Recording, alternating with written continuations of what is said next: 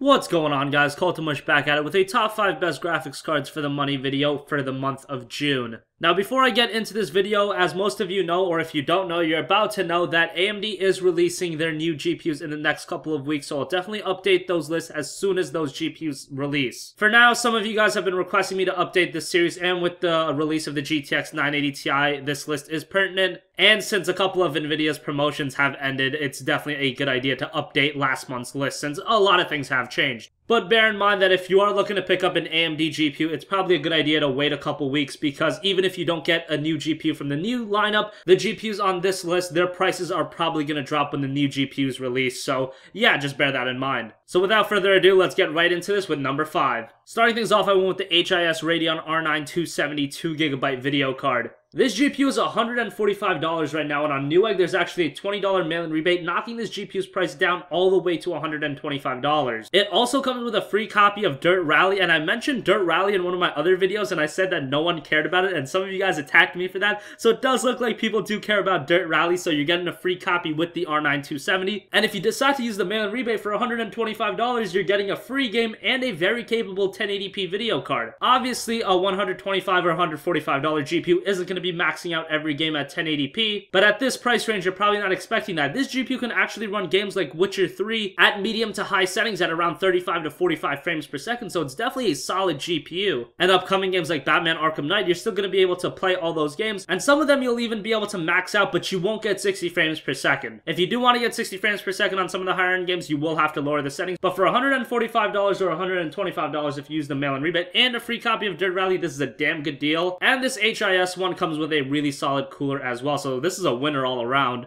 Number 4 is the XFX Radeon R9 283GB video card. When I was looking at the prices for all the GPUs right now, I was really shocked by how cheap this card got to. Right now it's $170, and just like the R9 270, you're getting a free copy of Dirt Rally as well with it, so that's pretty nice. And this is a 3GB video card. This also has a $20 mail-in rebate, so if you use that, you're getting a R9 280 for $150, which really is kind of absurd. This is a GPU that can max out a lot of games at 1080p, even a game like Witcher 3, you can play that at adjusted ultra settings. You just have to turn things off like Hairworks and stuff like that. And you can play Witcher 3 nearly maxed out at 1080p and get like 35 to 40 frames per second or even higher. And for $150, to be honest, that's pretty ridiculous, but an insane deal. But if you don't use the mail-in rebate, you're still getting the GPU for $170, which is still great, and a free copy of Dirt Rally as well. This is an awesome GPU, and it's 3GB, so that's awesome as well. Number 3 is the XFX R9 280X. This is pretty much the same story as the R9 280, but obviously it is a little bit more expensive at $210 or $190 after the mail-in rebate. This also has 3GB of video buffer, and you will also get a free copy of Dirt Rally with it. So again, a fairly good $200 GPU, and this can max out games at 1080p, Witcher 3. You will be able to max out games like Battlefield 4 and Dying Light and get really solid frame rates close to 60. So again, just like the R9 280, this is a damn good value, but obviously more performance. Number 2, I went with the MSI GTX 970 4GB GPU. Now, while NVIDIA has ended their promotion on getting Witcher 3 and Batman Arkham Knight for free, a lot of retailers are giving away free copies of just Batman Arkham Knight with the 970. That's still a damn good promotion, considering Batman Arkham Knight right now goes for around $40 to $45, so that's a damn good value. And if you don't want the game, you can just turn around and sell that and make some money back. But Batman Arkham Knight is an awesome game to get for free with the 970, because Arkham Knight is a game that's definitely going to accentuate the GPU's power. This GPU is $330 right now. There's also a $10 mail-in rebate attached to it if you want to use that. And this GPU is an absolute beast. I have a 970 myself. Every game at 1080p, you can max it out, get 60 frames per second. Again, there's always going to be games like Witcher 3 where Hairworks is just a bitch, but pretty much every game 1080p maxed out, 60 frames per second. You can even game on 1440p if you want. And you'll still get fairly good performance. At 1440p, you won't be able to max out every game. Even a game like Battlefield 4 will sometimes give you trouble at that resolution, but it's still definitely playable at the highest settings at 1440p, but I imagine most of you guys are picking up a 970 for 1080p gaming, and at that resolution, this GPU is an absolute monster. And finally, for number 1, I went with the EVGA GeForce GTX 980 Ti 6GB superclocked video card. It's honestly kind of dumb how good this GPU is. Obviously, there was the Titan X a while back, but that was a grand, and while it did have 12GB of video buffer opposed to the 980 Ti 6GB, 12GB isn't something a lot of people need, so you're saving around $350, and you can get the 980 Ti, and this is a beast of a GPU. And at $650, it's more of a palatable price point for 4K gaming. And there's a GPU you don't want to get just to game at 1080p. In my opinion, if you buy this just to game at 1080p, you're way overspending. Just get a 970 or get a 980. Those are pretty cheap now with the release of the 980 Ti as well. But this graphics card is so good at 1440p and 4K. At 1440p, you can pretty much max out any game.